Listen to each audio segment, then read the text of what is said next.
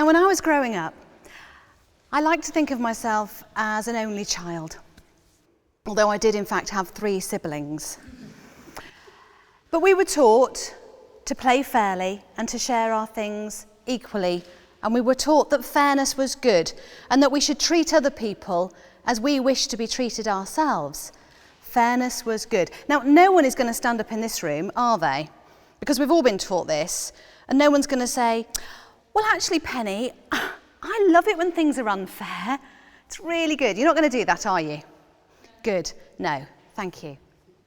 One of my first jobs was in broadcasting in journalism as a junior researcher. And I think this idea of fairness is what drew me very much to journalism, because often the best stories are when there is foul play, when one person has been treated unfairly, or a group of people are being treated unfairly. One of my first jobs was at the BBC as a junior researcher. I was so proud to work there. I was so chuffed to be working for the BBC, as you can imagine. And it was my job to get bums on seats. It was my job to book the expert contributors onto the TV and radio news programmes. This is the breakfast show, the lunchtime phone-in, the drive time show, the roundtable discussion, the investigation, the documentary, the magazine programme, you name it, I got experts for it.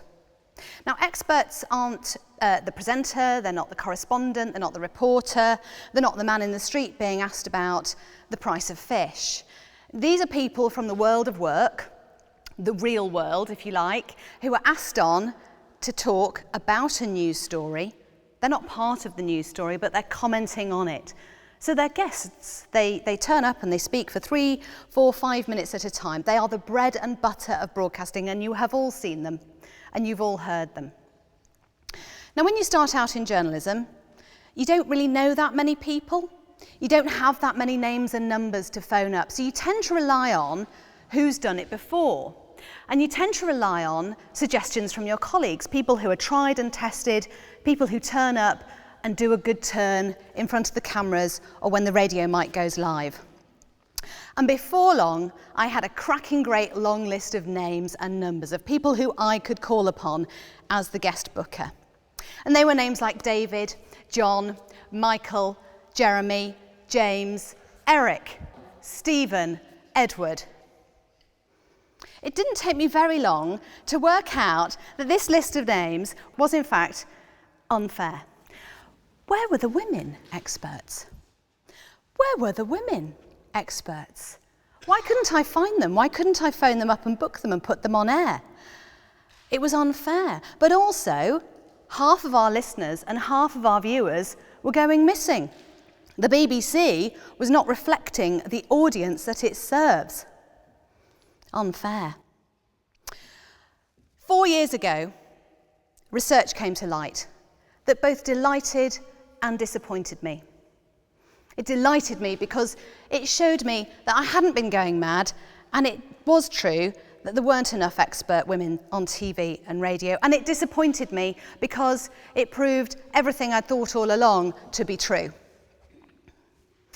The research came from City University Broadcast Department, and it had looked at TV news across the board, so not just BBC, Channel 4, ITV and Sky.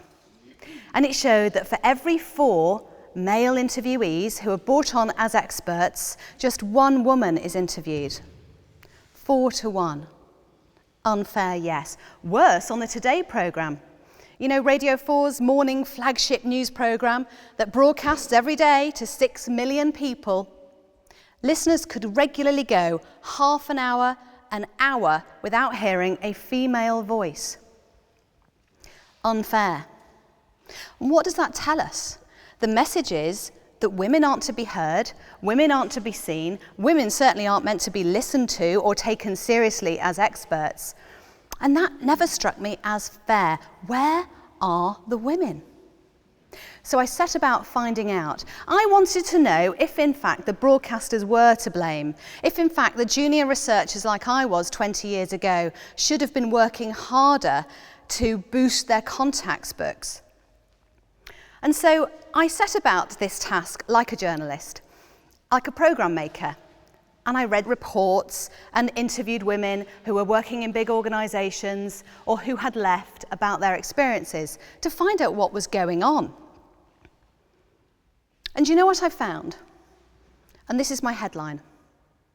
The workplace doesn't work for women. It's a big story. The workplace doesn't work for women. It's unfair. The globally respected consultancy firm McKinsey & Company found just in January this year that just 12% of senior executives in the country are women. Just 12%. 4 years ago, the number of board positions filled in the FTSE 100 companies, those are the biggest and most successful publicly listed companies in this country, just 12.5% of those board positions were filled by women. Where are the women? 21 of those boards, 21 out of 100 boards, were still all male. Just 4 years ago. Where are the women? Where are they? And why aren't they turning up in the top positions? Is it because they lack ambition? No. The global telecommunications giant O2 recently surveyed its staff and said that 25% of the females who worked there had dreams of becoming chief executive.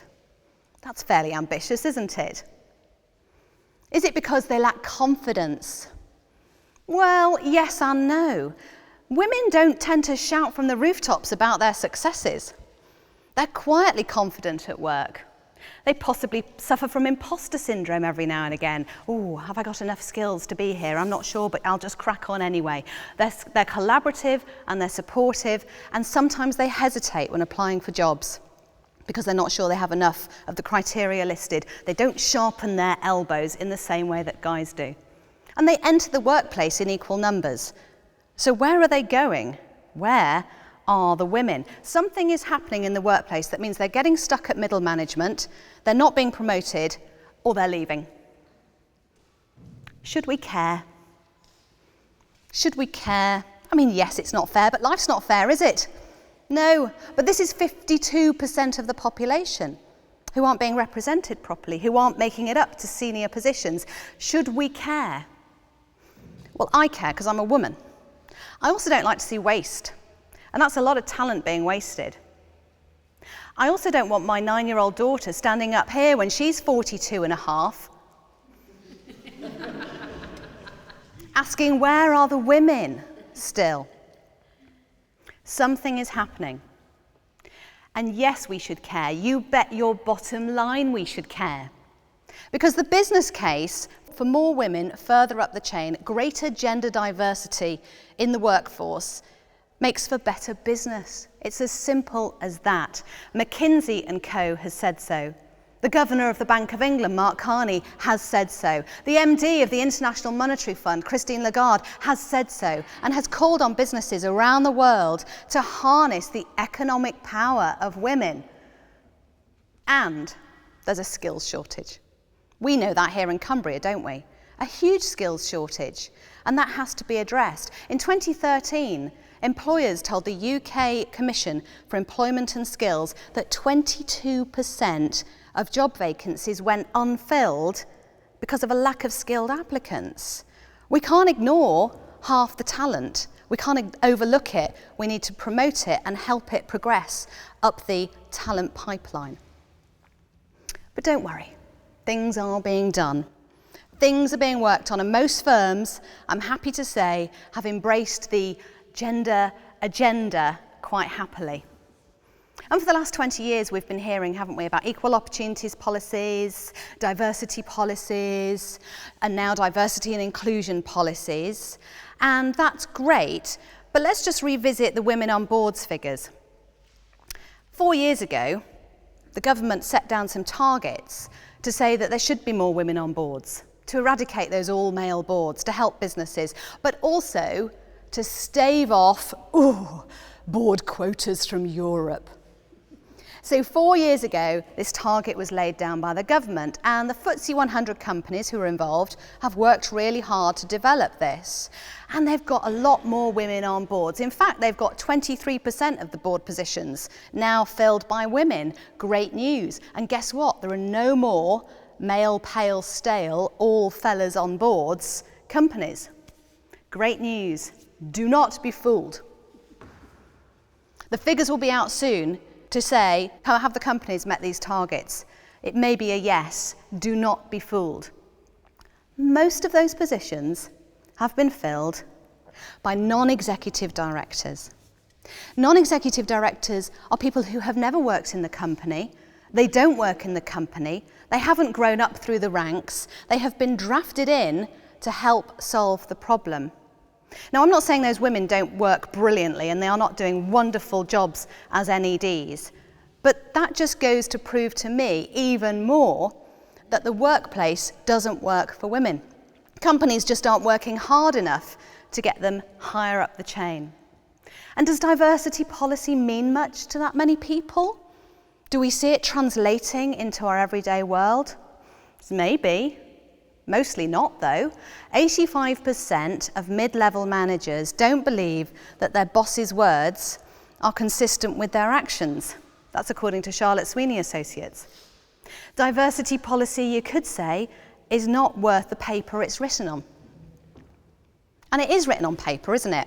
It's sent in an email, it's a memo, or it's in a policy document, in a ring binder, on a shelf, in HR, yeah? We need to bring it to life, don't we? We need to see diversity policy in action. We need to see women doing great jobs, role modelling for other women and for men to say, I can do this. Women do have a place high up the chain. And you may be beginning to think that I'm about to bring you full circle to say, let's make women visible. Where could we do that? We could put them on TV and radio, couldn't we? And I am going to bring you to that point, but I'm going to ask you to bring yourself one step further with me. What company doesn't have a website? What company doesn't send people to conferences, or has a newsletter, or a staff intranet website, or a bit of bump, or blurb, or a brochure, or a document that it emails out or sends out to the world? It's stuff that companies say about themselves. It's how they present themselves to the world. And you know what? Somebody somewhere is making a choice about the images used on websites. How many of us have clicked onto a website and seen a very important looking guy in a suit on the front page looking very important? Very important. Or there's a couple of guys laughing in meetings, sharing a joke. I've looked at dozens and dozens of websites, company websites, big and small, so you don't have to. And I have seen the same story across the board. It's endemic. Male, pale, stale. A suit with hair or without hair. And it's not fair and it's not right because it doesn't reflect the customer, it doesn't reflect the colleagues, and it doesn't reflect the potential candidates. In fact, it turns them off. Now, I'm sorry, I am about to give you that, probably have been giving you that red car syndrome where you buy a red car and then everyone's driving red cars. And I'm sure that when you turn on the TV news or listen to the radio or see a company brochure or look at its website or receive its email or newsletter or bump, or the next time you go to a conference and it's an all-male panel, then you will be asking this same question too. Where are the women? Where are they? They're absent. Push them out there. Harness the power of visibility. And you know what? It works. There's a company in Cumbria. It had a conscious decision to make about solving a problem. Yes, it wanted more women up the pipeline, and yes, it was facing the skills shortage problem. It operates in that male-dominated STEM sector, science, technology, engineering and maths, and it was hurtling towards a crisis like most STEM sector companies are, with the skills shortage. So it made a conscious decision to put more women out there on its website, in its blurb, everywhere you looked. And now its website is awash with females. It really is. And if you click on the front page, the home page, there's a young woman staring right out of the screen at you, smiling. The company is Sellafield, and the message is, women are welcome here. Women do well here. The national average of girls and young women entering apprentices in STEM sector companies is just 6%. At Sellafield, it's 25%. They have harnessed the power of visibility and it's paid off. This idea works. This idea is simple. Now, before I go, I'd like to leave you with a quotation. Gandhi, you've heard of him, right? Gandhi said, "Be the change you wish to see in the world." If I may, I'd like to modernise that for the 21st century.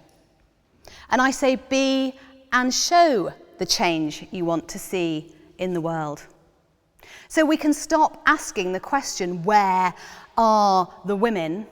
Because then we can say, there are the women. Better for the economy, better for women, better for everyone. Thank you.